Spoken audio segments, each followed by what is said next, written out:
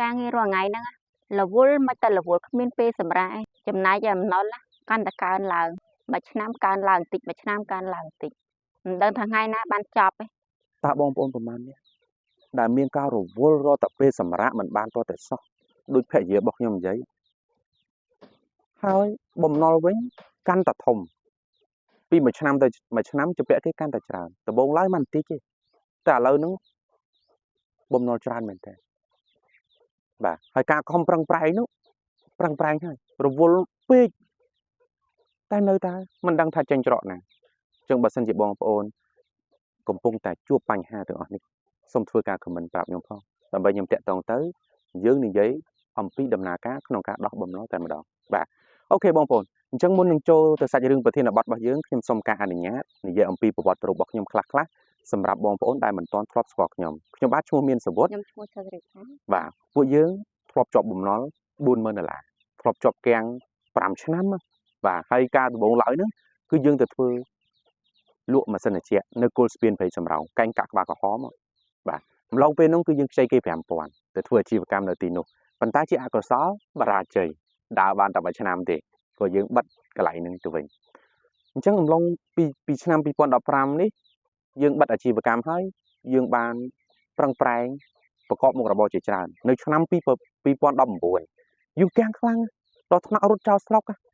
នៅឆ្នាំ2019នោះគឺយើងងឹត8ទិសមកអត់ដឹងថាទៅណាទៅណីអញ្ចឹងមានតែវិច្ចប្រវិច្ចរត់ចោលស្រុកសិន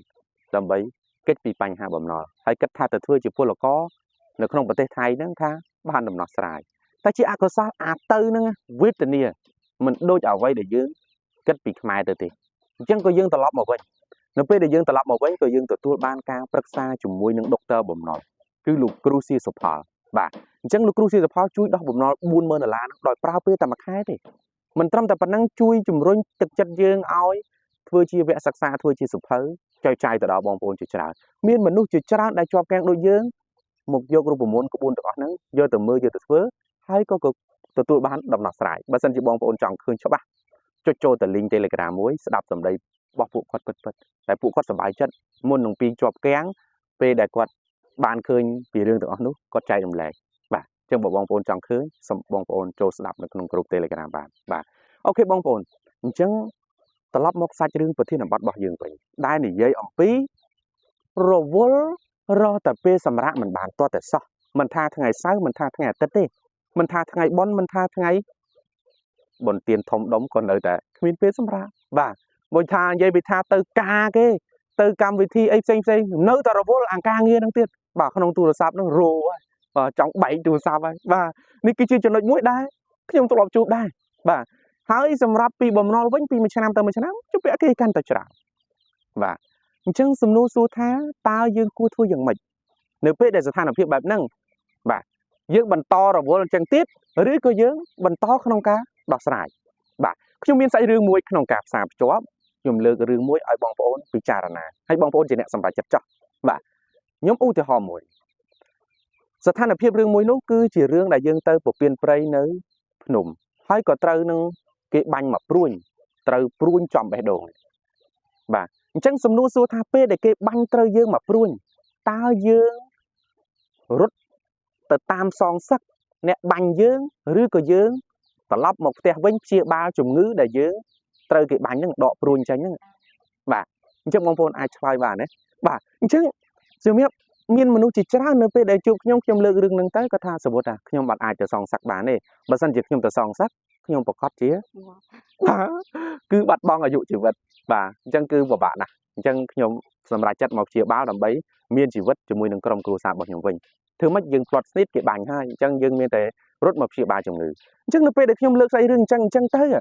បងប្អូនជាច្រើនយល់ថាការសងសឹកមិនមែនជាដំណោះស្រាយទេប៉ុន្តែចំណែកយើងជពាក់បំណុលគេវិញអត់ធ្វើអញ្ចឹងទេគឺតាមសងសឹកបាទជពាក់គេបាទតាមខ្ចីថែមតាមសងសឹកតាមខ្ចីថែមជពាក់គេ5000មិនគ្រប់ថែម5000ទៀតសួរគេវាយបកតាមសងសឹកបាទតែយើងអត់បានត្រេះរិះថាទេតើយើងយកបំណុលមកហេតុអីបានជាយើងប្រើមិនមានដូចគេហើយគេយកបំណុលមកមានអ្នកខ្លះយកបំណុលមកមានឲ្យយើងយកបំណុលមកវេទនាមកប៉ុន្តែយើងត្រូវមកព្រួញហ្នឹងហើយយើងទៅខ្ចីគេ5000ទៀតក៏ត្រូវតែមកព្រួញទៀត វាដូចនឹងទុកជំងឺនឹងព្រួយនៅជាប់នឹងខ្លួនចឹងបាទនេះគឺជាសាច់រឿងមួយដើម្បីផ្សារភ្ជាប់នឹងការបញ្យល់ជួយទៅដល់បងប្អូនដើម្បីឲ្យបងប្អូនបានយល់បាទអូខេបងប្អូនអញ្ចឹងសម្រាប់អ្នកដែលត្រូវការពិភាក្សាជាមួយខ្ញុំបន្ថែមសូមតាក់ទងមកខ្ញុំតាមរយៈលេខ096 630 008 កดខ្ញុំមានទទួលការប្រឹក្សាធ្វើ4រូបមន្ត10បំណុលបងប្អូនតាក់ទងមកបានបាទអញ្ចឹងសូមអរគុណសូមជម្រាបលាសូមកុំអស់សង្ឃឹមរឿងបំណុលយើងអាចជួយបានបាទអរគុណច្រើន